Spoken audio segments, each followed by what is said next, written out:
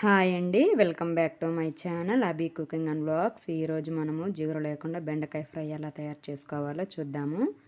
ముందుగా బాండ్లీ పెట్టుకొని ఆయిల్ వేసుకొని వేడి చేసుకొని అందులో పోపు దినుసులు వేసుకోవాలండి. చిటిపట అనేటప్పుడు అందులో 2 మిరపకాయలు, 1 ఉల్లిపాయని ఇలా పొడవుగా కట్ చేసి వేసుకోండి. ఇవి వేసుకొని ఒకసారి మిక్స్ చేసేసుకోండి. ఇవి బాగా వేగాల్సిన అవసరం అయితే లేదండి, లైట్గా వేగితే సరిపోతుంది. చూసారు కదా, ఇలా వేగిన తర్వాత మనము కడిగి బట్టతో తుడిచి కట్ చేసి పెట్టుకున్న బెండకాయ ముక్కలను అయితే వేసుకోవాలండి. 1/2 కేజీ బెండకాయ ముక్కలను వేసాను నేను. చూసారు కదా, ఇలా వేసుకున్న తర్వాత ఒకసారి అయితే బాగా మిక్స్ చేసేసుకోవాలండి. ఇందులో నేను ఉప్పు, పసుపు అనేది ఇప్పుడే వేయట్లేదండి, కొంచెం వేగిన తర్వాత అయితే వేస్తాను. చూసారు కదా, ఇలా ఒకసారి బాగా మిక్స్ చేసేసుకొని వేయించుకోవాలండి.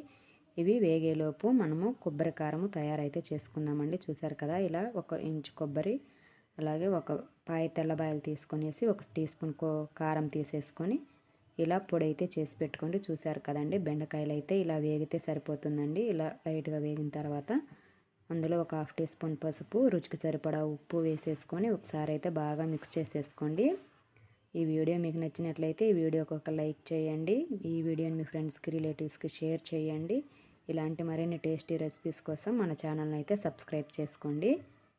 చూసారు కదండి, ఇలా వేగిపోయిన తర్వాత ఇప్పుడు ఇందులో మనము చూసారు కదా, ఒకసారి బాగా అయితే మిక్స్ చేసేసుకోవాలండి.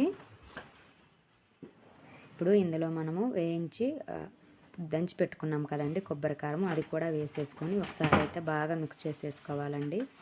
కారము అనేది పచ్చి వాసన పోయి వేగి మంచి వాసన వస్తుందండి. అంతవరకు అయితే వేయించుకోండి. ఒక 2 నిమిషాలు అయితే వేగిపోతుంది.